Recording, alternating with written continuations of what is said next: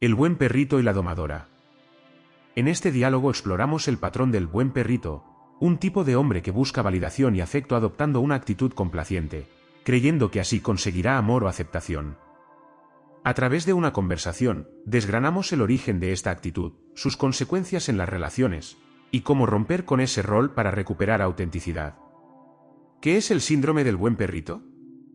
Ok, empezamos. Hoy vamos a hablar del buen perrito, ese hombre servicial que cree que va a conseguir mujeres siendo buena persona.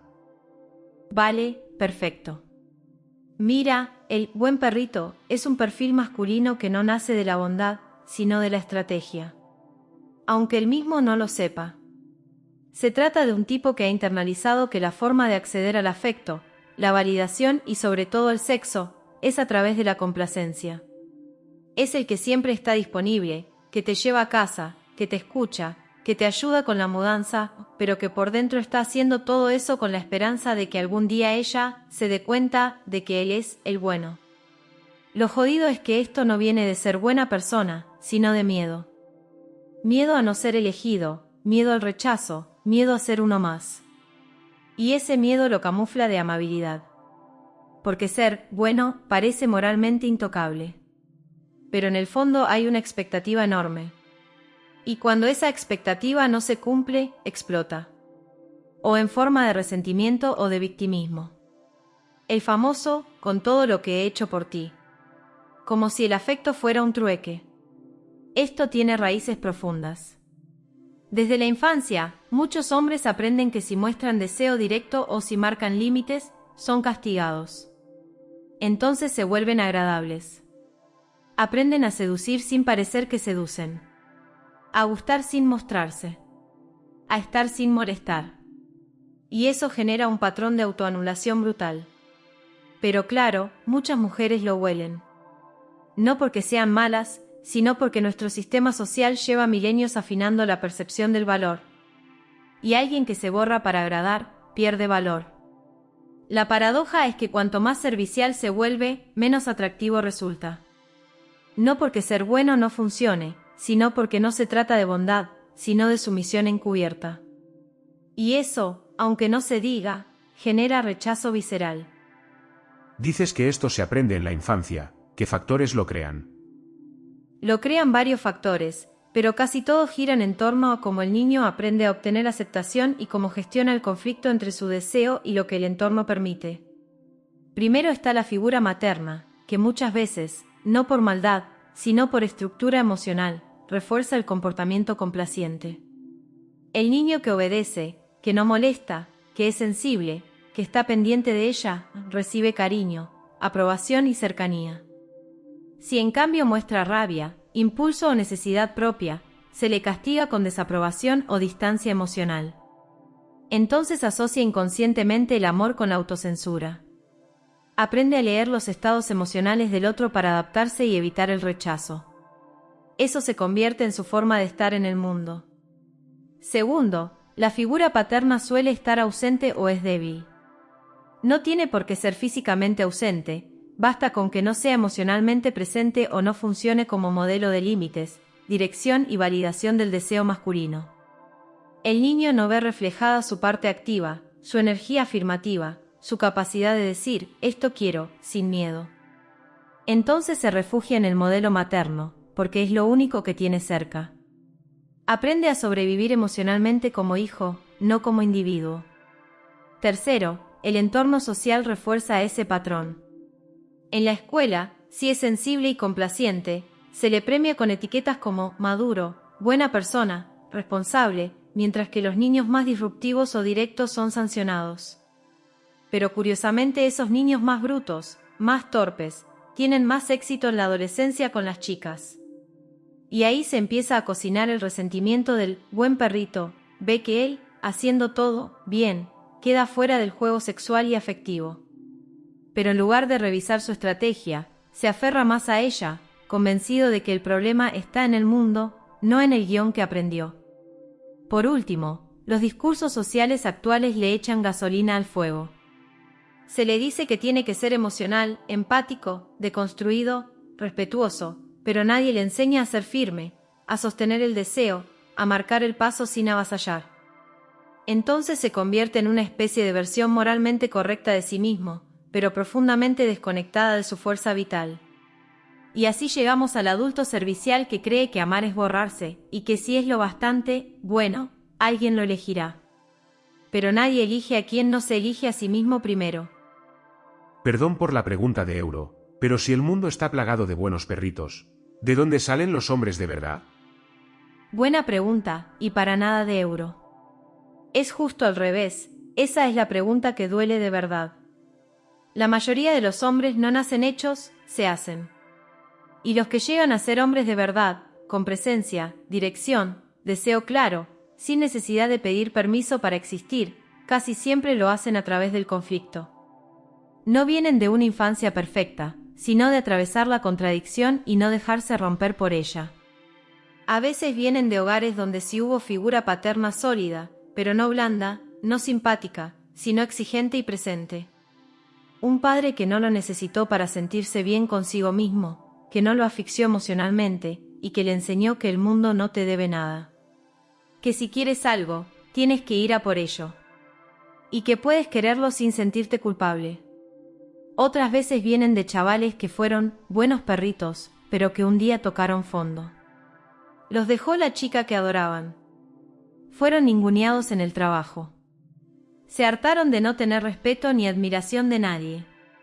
Y ese fondo les hizo despertar. No en plan, me vuelvo un cabrón, sino en plan, basta ya de anestesiarme. Empiezan a entrenar, a poner límites, a decir lo que piensan aunque tiemble la voz. Y eso los empieza a armar desde dentro. No porque cambien de máscara, sino porque empiezan a habitarse. También hay hombres que vienen de ambientes duros, que desde niños aprendieron que si no se plantaban, se los comían vivos.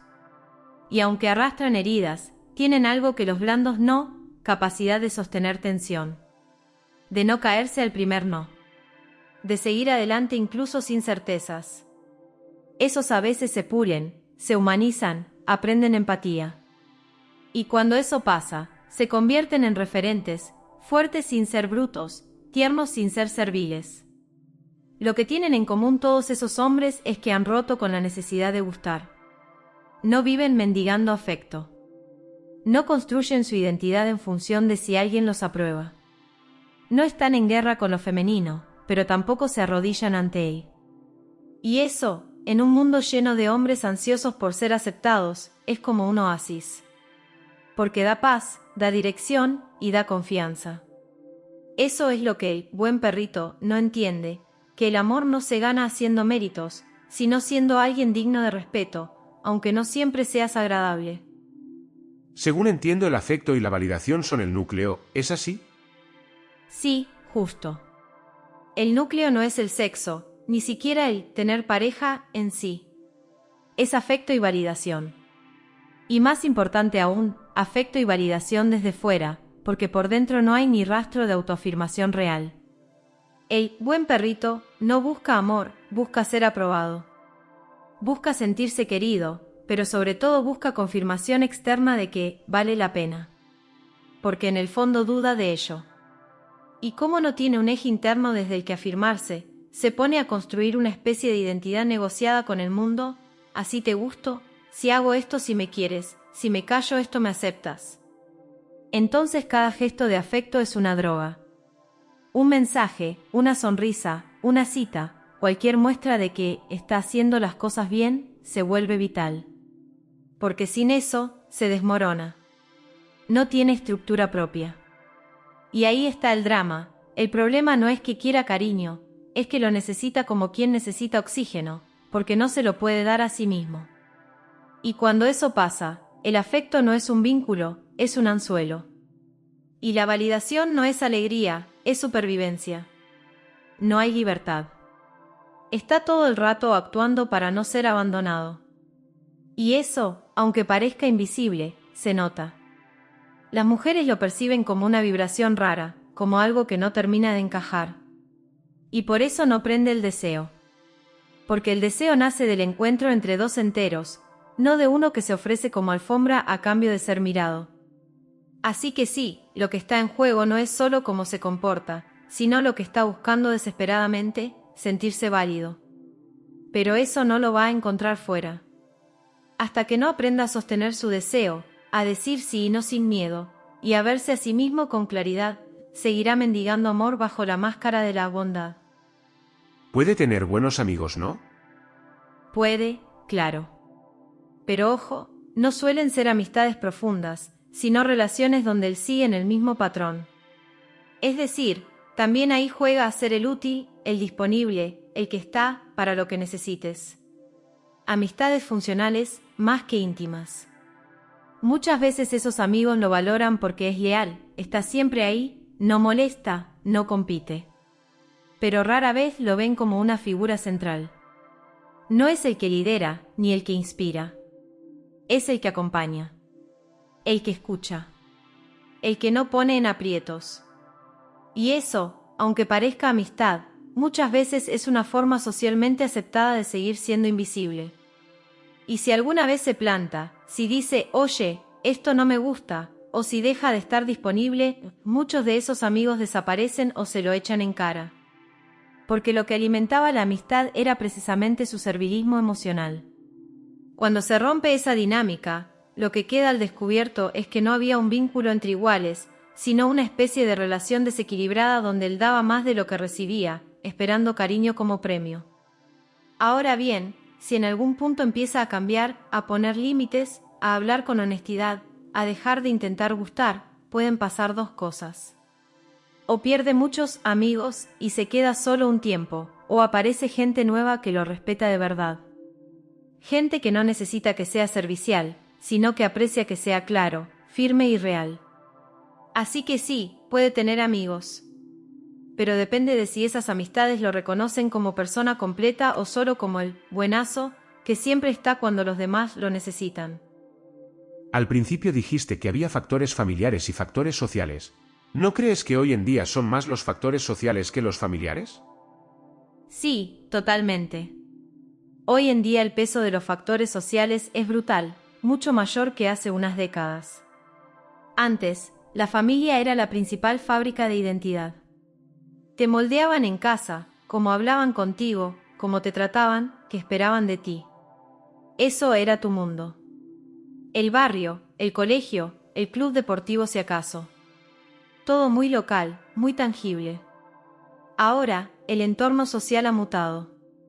No es solo tu familia ni tu entorno inmediato. Es toda una marea de discursos, imágenes, modelos de comportamiento que te llegan desde que tienes conciencia, a través de redes sociales, series, influencers, memes, noticias, videojuegos, todo. Es un bombardeo constante que va formando tus expectativas sobre quién debes ser para ser aceptado, amado o deseado. Y claro, el mensaje cultural que más se ha amplificado en los últimos años es el de un tipo de masculinidad muy controlada, muy desactivada emocionalmente. Se premia al hombre que no incomoda, que no genera tensión, que no marca un rumbo claro. Un hombre seguro en el sentido de predecible, no en el sentido de confiable. Y eso, cuando lo compras sin filtro, te convierte justo en ese buen perrito que espera recompensas por portarse bien. Lo curioso es que muchas familias no llegan a contrarrestarlo. O porque están ausentes emocionalmente, o porque directamente también están colonizadas por esos mismos discursos.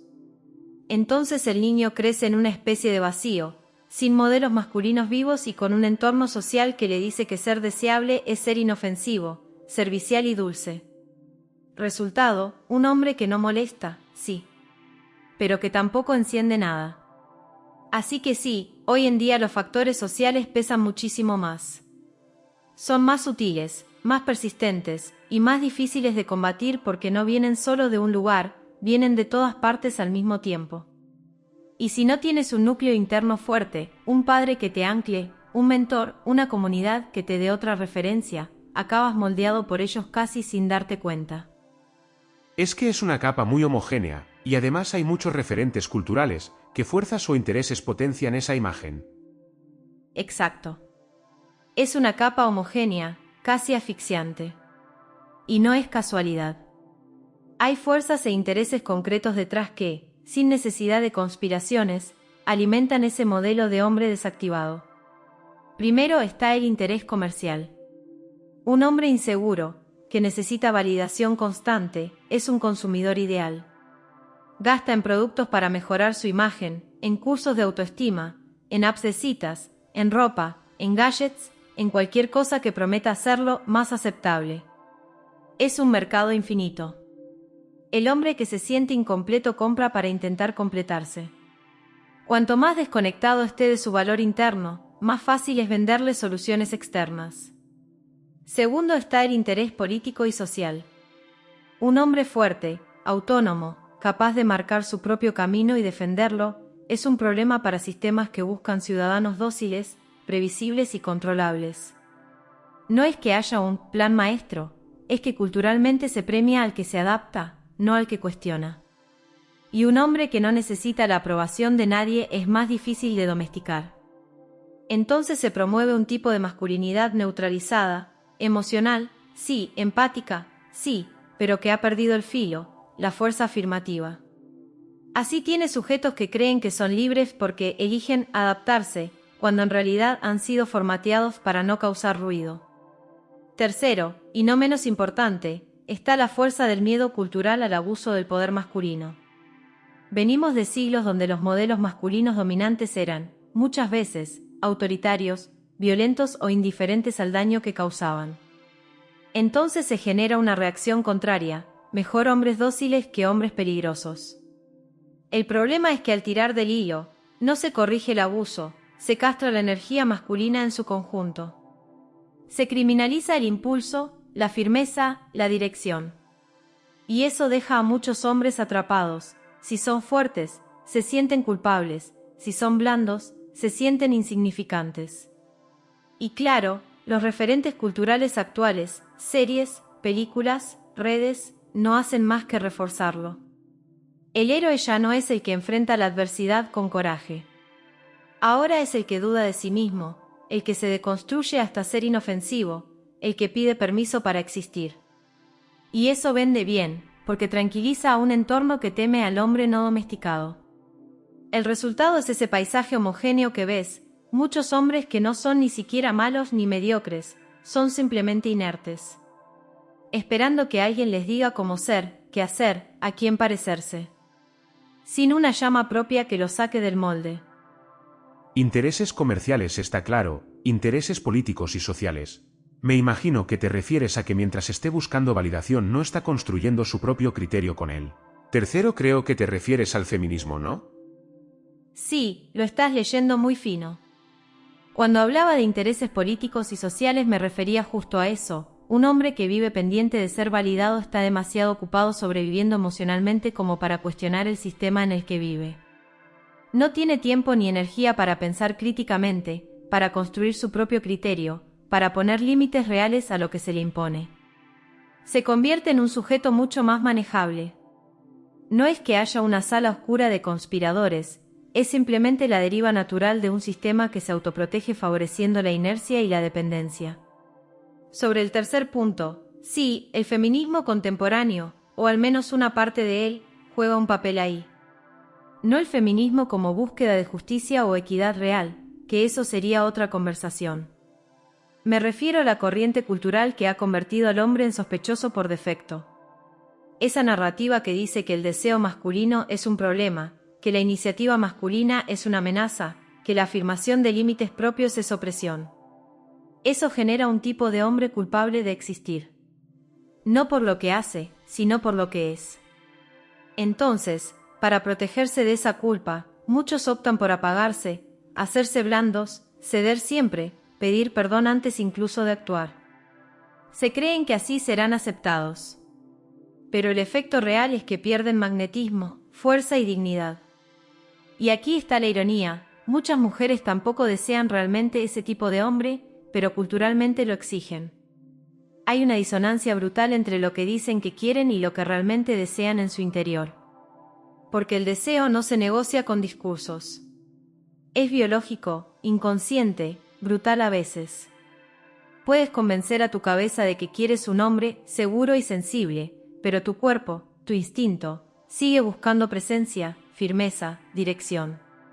Así que sí, una parte del feminismo actual contribuye a crear esa imagen de masculinidad mutilada.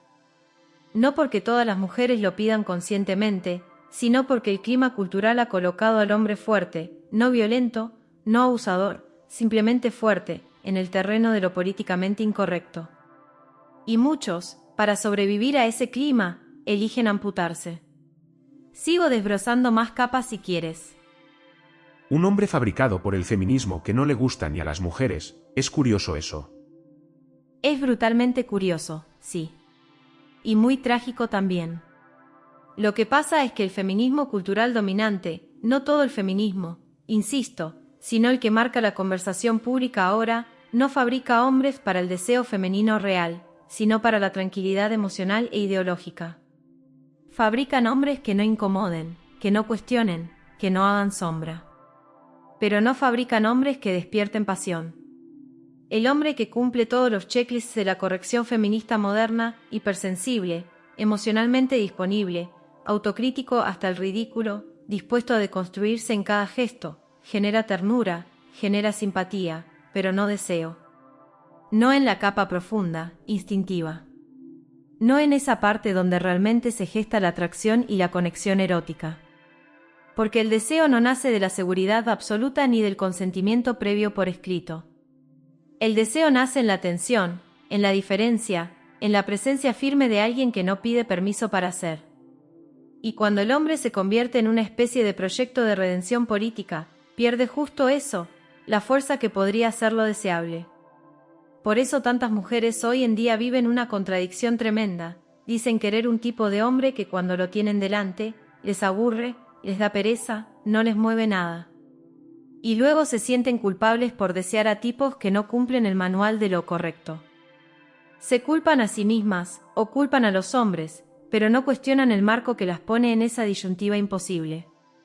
Y el buen perrito, atrapado en medio de ese incendio emocional, no entiende nada. Piensa que si es más amable, más respetuoso, más emocional, más feminista, más deconstruido, entonces sí lo querrán. Pero cuanto más lo intenta, menos atractivo resulta. No porque sea malo, sino porque ya no está habitando su energía. Está actuando como un proyecto en rehabilitación permanente. Así que sí, el hombre fabricado por ese feminismo cultural no gusta ni a las mujeres. No porque ellas sean incongruentes o malas, sino porque el deseo, la vida y la biología funcionan con otras reglas mucho más antiguas que los discursos modernos. Cuando dices no todo el feminismo, sino el feminismo cultural dominante, yo creo que ese es el único feminismo al que accedemos, salvo los eruditos. Quiero decir que ese es el que nos influye sin que lo vayamos a buscar. Sí, eso que dices es completamente cierto. Es el único que llega de forma masiva, el único que moldea mentalidades sin pedir permiso. El feminismo del que te hablo cuando matizo, ese más erudito, más filosófico, más matizado, más honesto consigo mismo, existe, claro. Hay pensadoras, ensayistas, historiadoras que tienen una visión muy rica y crítica, que entienden que la relación entre hombres y mujeres es compleja, dialéctica, que no se resuelve a base de culpas ni de ingeniería social.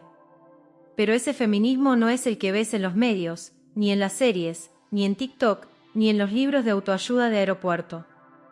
El feminismo que nos atraviesa culturalmente es el superficial, el mediático, el de eslogans de camiseta y etiquetas de redes sociales. Un feminismo de consumo rápido, simplificado hasta el absurdo, donde todo se reduce a una narrativa de opresores y oprimidos, buenos y malos, víctimas y verdugos. Y en ese esquema, el hombre queda atrapado en un rol negativo casi inevitable. Si es fuerte, es tóxico; si es ambicioso, es opresor; si es sexual, es sospechoso. Ese feminismo cultural no necesita que lo busques, porque te encuentra él a ti. Desde pequeño, a través de la educación, las campañas públicas, las series que ves, las canciones que escuchas. Es una capa de interpretación de la realidad que te acompaña aunque no quieras. Y te obliga a posicionarte, o eres un aliado o eres parte del problema. No hay espacio para la individualidad, para la diferencia de caracteres, para la autenticidad masculina sin culpa. Y claro, ese feminismo de masas tiene un impacto devastador porque toca justo donde el hombre moderno ya venía herido, en su falta de eje interno.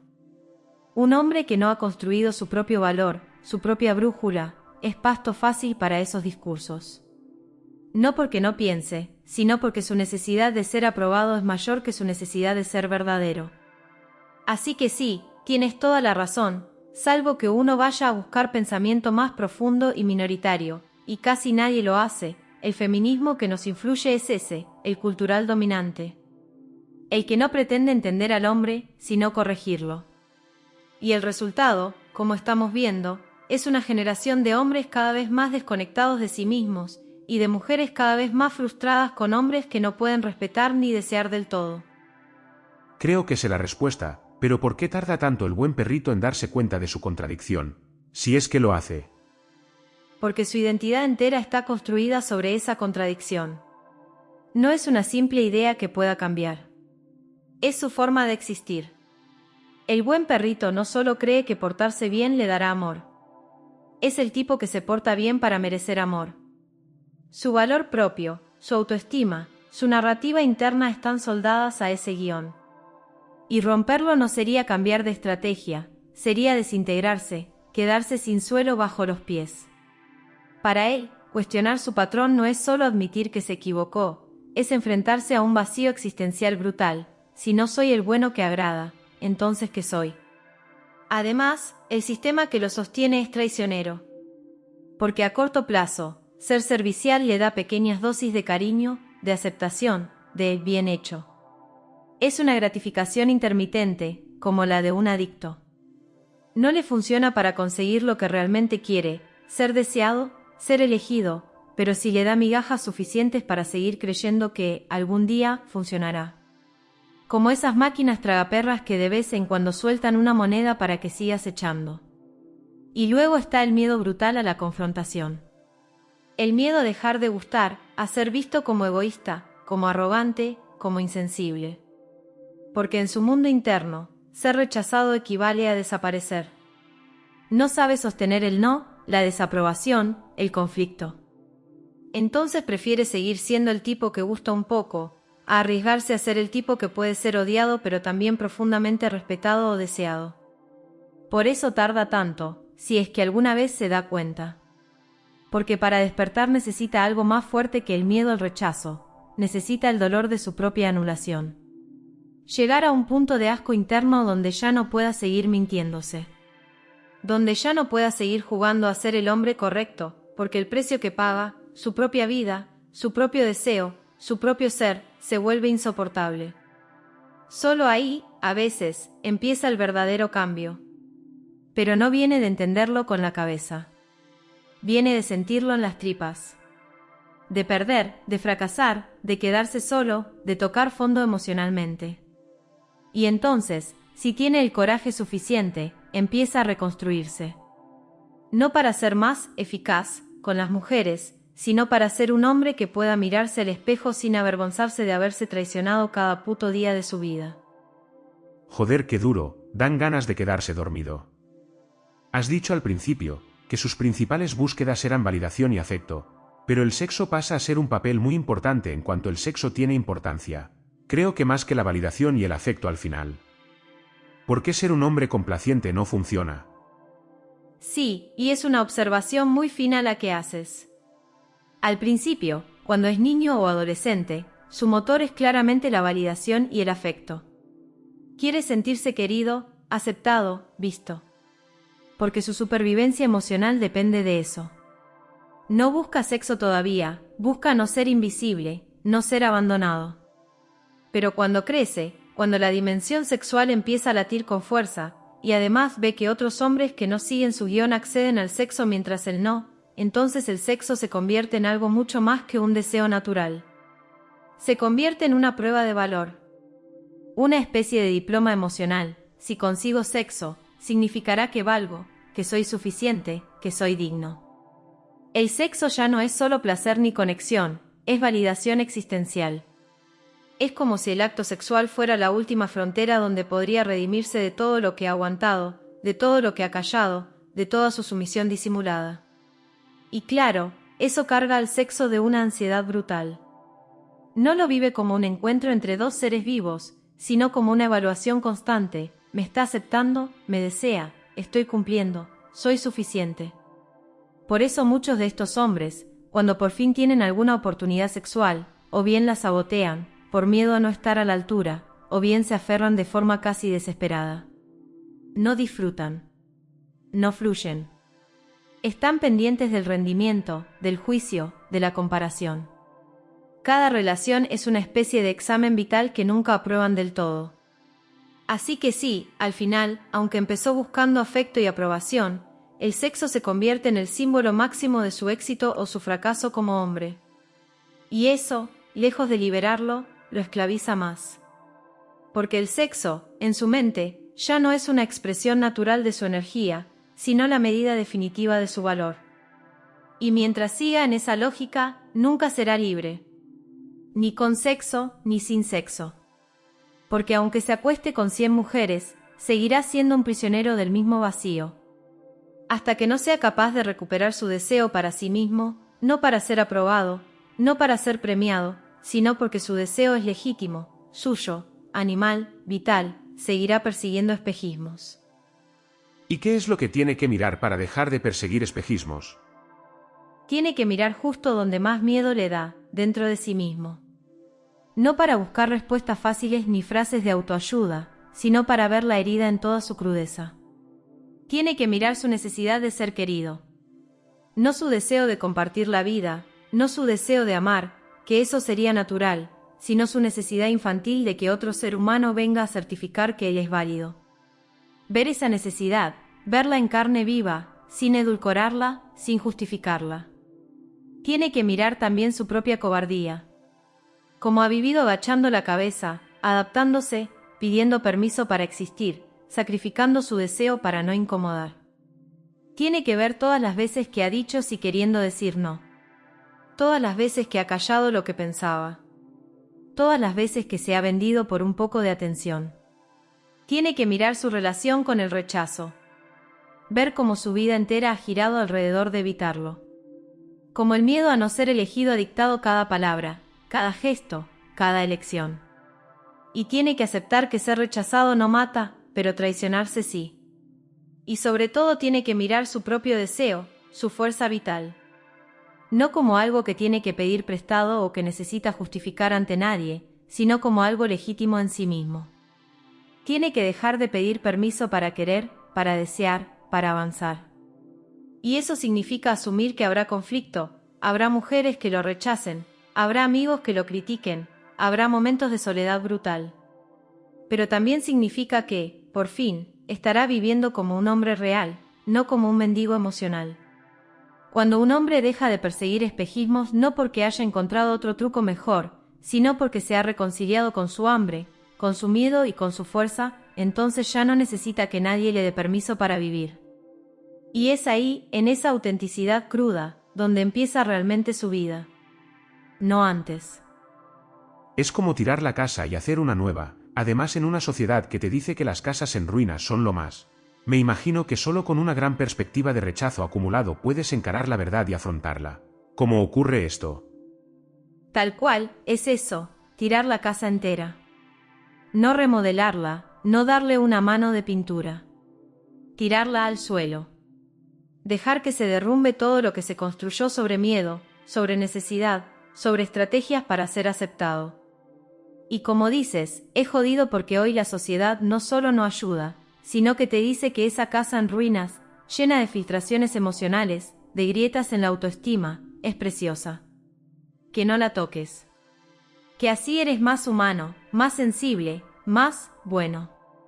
Que estar roto es casi una virtud. Entonces, para atreverte a demolerla, necesitas algo que venga de mucho más adentro. Normalmente no basta con entenderlo intelectualmente. Hace falta una acumulación de dolor. Una cadena de rechazos, de frustraciones, de vacío, que acabe desgastando la fantasía. Que lo obligue a ver que no importa cuánto más se esfuerce en ser el bueno, el comprensivo, el paciente, no va a obtener lo que busca. Que ni siquiera siendo perfecto, le van a dar lo que necesita, porque no hay validación externa suficiente para tapar el agujero interno. Cuando eso se repite muchas veces, y ya no puede sostener más el autoengaño, empieza la verdadera fractura. No es un momento bonito. No es una revelación espiritual con campanitas. Es sucio, es rabioso, es humillante. Es verte como un niño que ha suplicado amor a quien no podía dártelo. Es admitir que toda la vida te has vendido barato por un plato de migajas emocionales. Y en ese derrumbe, si tiene el valor de no anestesiarse, no evadirse, no culpar, no buscar atajos, empiezan a hacer algo nuevo. Al principio es débil, torpe.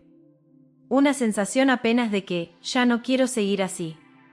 Luego viene el hambre, hambre de respeto propio, hambre de decir la verdad aunque tiemble la voz, hambre de ser alguien que no se negocia a cambio de una caricia. Eso no se logra leyendo frases motivacionales ni haciendo afirmaciones en el espejo. Se logra cruzando el desierto, mirándote de frente en el peor momento y eligiendo no seguir mintiéndote. Aunque duela.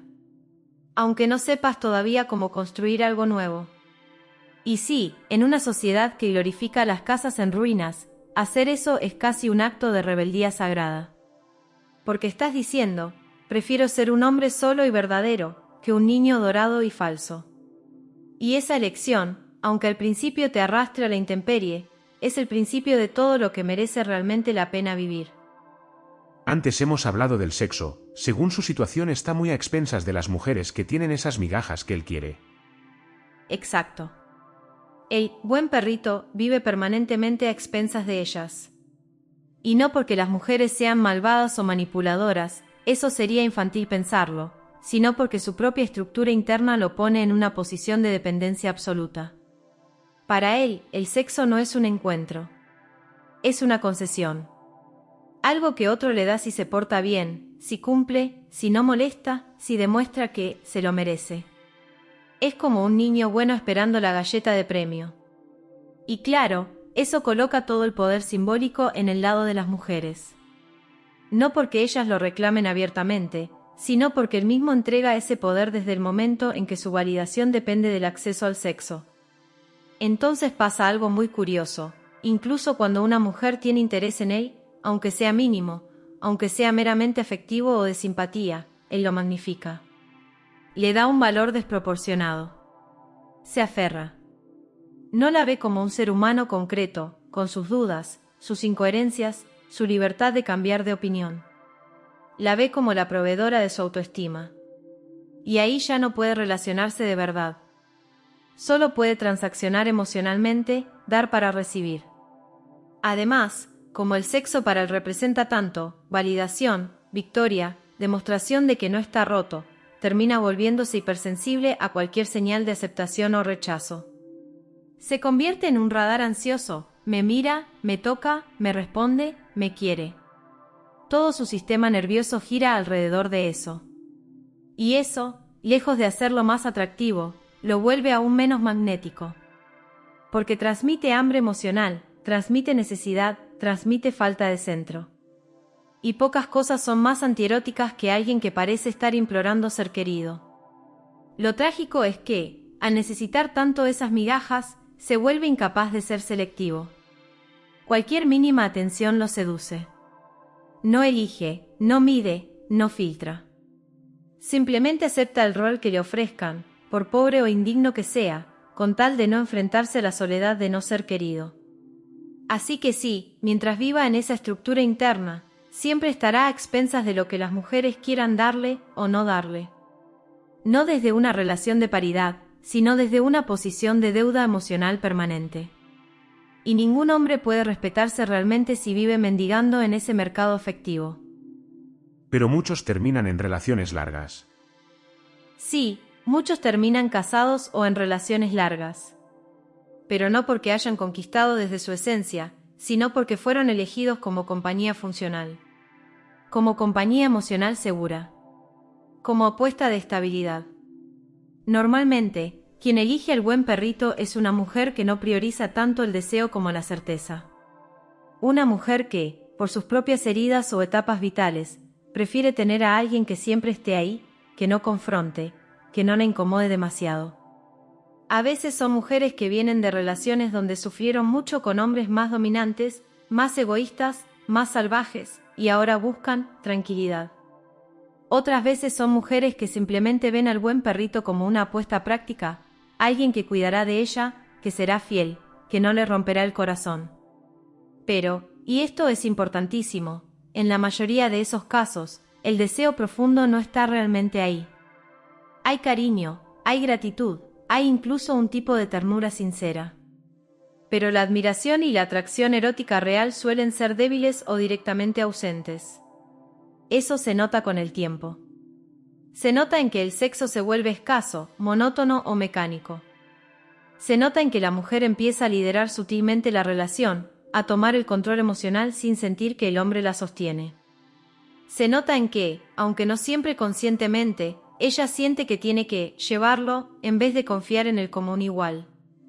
Y el buen perrito, atrapado en esa dinámica, vive agradecido por haber sido elegido. No se da cuenta de que, en realidad, ha sido adoptado, no conquistado. Y claro, con los años, el resentimiento empieza a fermentar. Porque en su fuero interno, aunque no quiera admitirlo, sabe que no fue deseado de verdad. Fue aceptado. Fue tolerado. Y ninguna alma masculina puede vivir mucho tiempo con dignidad sabiendo eso. Por eso ves tantos matrimonios donde él parece un buen tipo, un hombre de familia, un tío fiable, pero si miras de cerca, ves un vacío brutal. Una renuncia silenciosa al deseo, a la fuerza, a la verdad. Y lo más duro, ves que muchos de esos hombres ni siquiera se permiten soñar con otra cosa. Porque en su mundo, ser elegido, de alguna manera, ya fue un milagro suficiente. Compañía funcional, emocional segura, apuesta de estabilidad, prioriza la certeza sobre el deseo. Pues eso no deja muy bien a las mujeres tampoco, porque al final van a pasar la vida con él, y ya te digo, son muchos los matrimonios. Claro, no deja bien a nadie, si lo miramos sin vendas. Ni a los hombres que se entregan por miedo, ni a las mujeres que eligen desde la necesidad de control o de seguridad en vez de desde el deseo auténtico.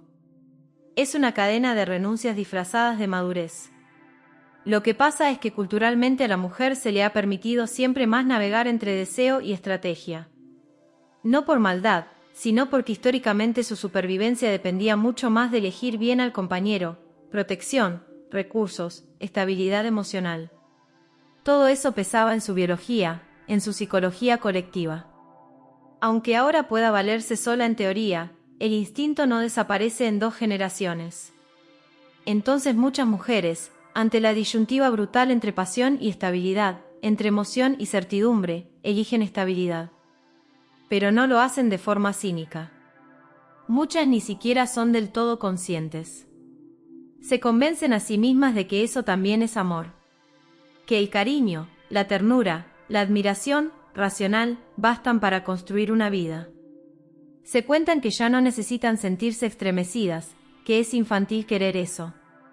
Y claro, desde fuera parece sensato, ¿qué hay de malo en querer a alguien fiable, alguien bueno, alguien que esté ahí?